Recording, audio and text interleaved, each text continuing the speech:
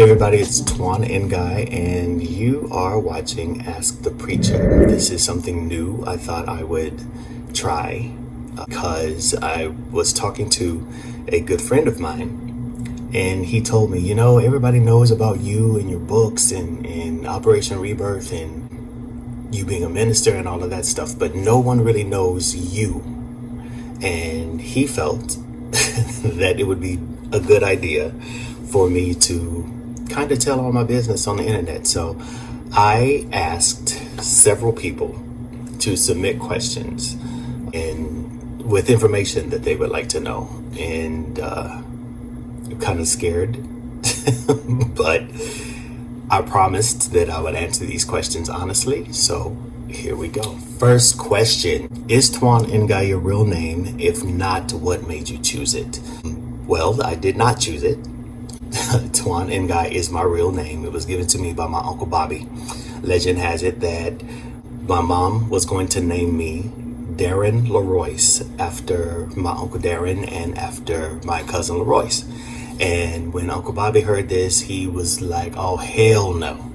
Don't name that baby Darren. So he, having traveled to Morocco, he was in the Navy, he saw the name in a book and decided that that would be a good name for me, and my mom liked it and it stuck. Tuan, from what I understand, I've studied, means sir or mister. It is a title. And N'Gai comes from the name for the creator in Kenya. Some tribes call him, or God, N'Kai. So N'Gai comes from that, and it is my real name. It's on my birth certificate. Question number 2.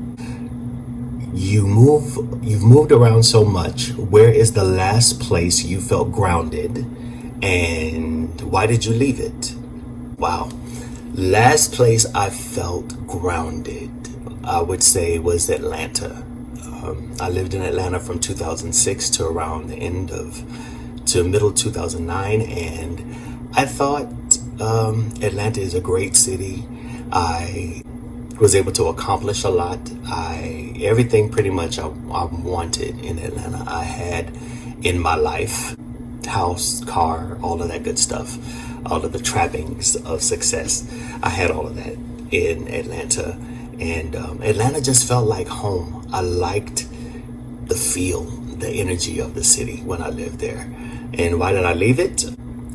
My hotel that I was managing at the time was sold, and the new owners walked in with their own management team, and that was it. Myself and the GM of a sister hotel at that time were terminated that day, and I got a job that required me to travel. 100% of the time I was opening hotels and started rehabbing hotels. So that's what happened, and that's why I left Atlanta. What movie title would best describe your life? I would say Do the Right Thing. Mainly because no matter what I've done, no matter where I've been, I've always tried to make sure I did the right thing. I've always wanted to make sure, if nothing else, I was right. And, so as not to hurt anyone or anything like that. I've always wanted people to think I was a good guy. So do the right thing. Since moving to California, have you smoked weed, and do you like it? Yes.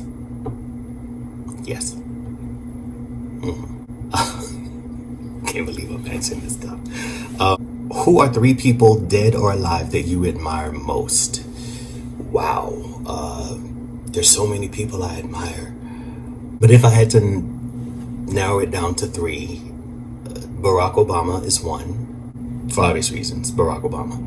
2 would be Prince, because I absolutely love Prince and his music and what he did for the music industry. And then number 3, Dr. Cleo Manago. I think he is someone that I really respect and admire, and I wish I could sit and just talk to him. I have done it a couple of times, but I want a couple of days where I could just sit and talk to this man because his mind is just amazing. So I love Cleo Monago. What are some of your favorite snacks? I like olives. Love olives. Love pickles. Dill pickles. I love, that hot mix that comes in the jar with the celery and the carrots and the cauliflower and peppers and all of that. That's good stuff. Love that stuff. And guilty pleasure snack is Fritos with hot sauce. Next question. What's your freak number? Wow. My freak number is, I would say, a 9.86. Yeah. Mainly because I haven't tried everything that I want to sexually. I have not. But what I have tried, I like a lot, and I think I'm pretty good at it. Yeah. When did you first meet Tuan N'Gai and learn that you loved him? That's a good question. I think I'm still learning to love Tuan N'Gai because I'm growing and changing and evolving, and that, I think, is the challenge. Whoever Tuan N'Gai is or becomes year after year, learning to just accept that that's who I am and embracing that person. That is an ongoing thing, but this journey started in, I want to say around 2003. Yeah, 2003. If you can bring an ancestor back to the present for 1 hour, who would it be, and what would you tell them about the present? That would probably be my big mama, Mary Edna Ingram, God rest her soul. She's my guardian angel, and she just had a way of talking to me that made complex things very simple. And she had a way of speaking to me that created light bulb moments for me. And I love the fact that she loved me unconditionally. She made me feel like I was her favorite grandchild, and I believed that I was. And she spoiled me rotten. So what would I tell her about the present? I would tell her that we've had a black president. I'd tell her that all of your kids and grandkids are okay. We're doing pretty good. And I would thank her. I would thank her for her influence, for her love, and for all of her wisdom, all that she did for us. My big mama. Who is your favorite author? My favorite author is Frank Peretti. He wrote This Present Darkness, and that book is still one of my favorite books. It's about angels and demons fighting over humans and all that kind of stuff. It's really, really good and well written. Close second would be, I would say, Iyanla Vanzant, and a tie would be Iyanla and Toni Morrison. Yeah.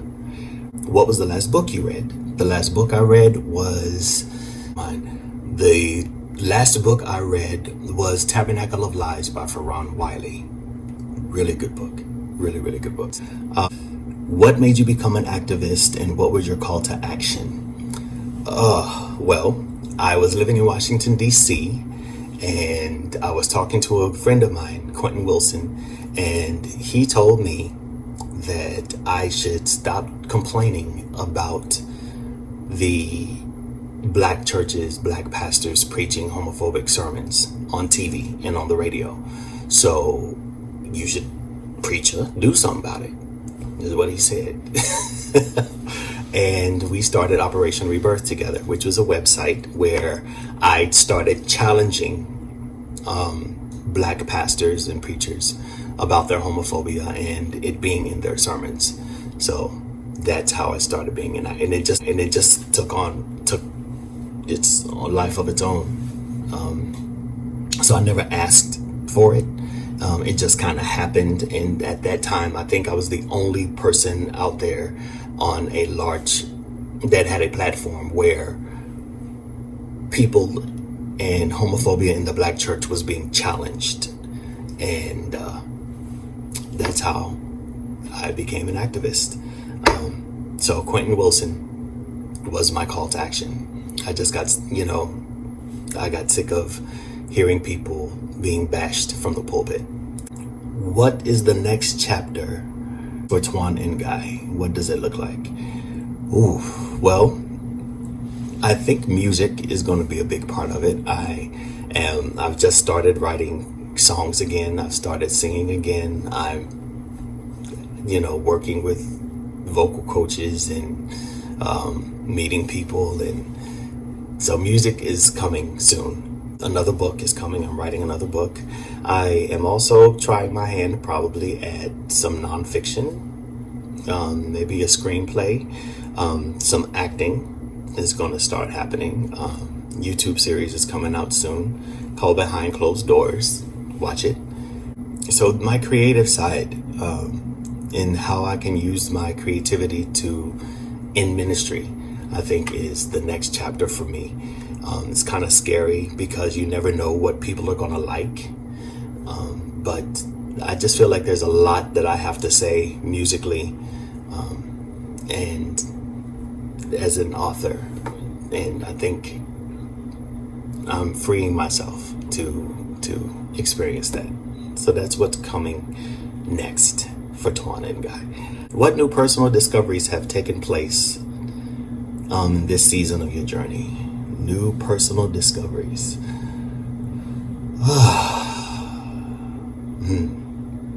I'm not as crazy as I once thought I was, or I was once made to feel by church people. That is the newest discovery.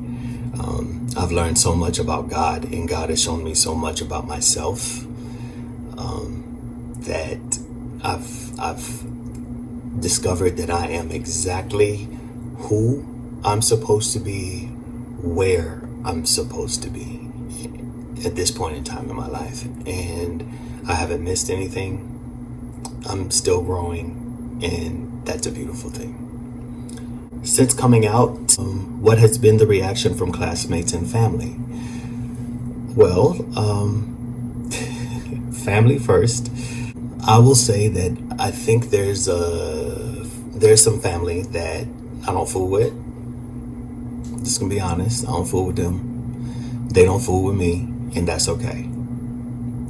That is fine. The people who matter already knew, whether I said it or not.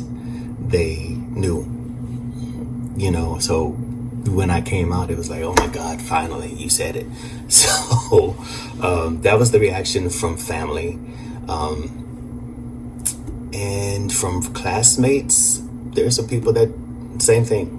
They don't fool with me, I don't fool with them, and I'm okay with that, because they really weren't friends anyway. They were just people that I grew up with. So that was it. That's all the questions those are the good questions that I chose. Be on the lookout for more videos. This is going to be about people asking me questions. Usually I'm having discussions about politics, about spirituality, about homophobia in the black community, specifically the black church, and literature and stuff like that. So if you have questions for Ask the Preacher, feel free to email me at Tuan N'Gai Media, TuanNGaiMedia @gmail.com, or you can just comment. Thank you so much, and be nice to somebody today. Thanks.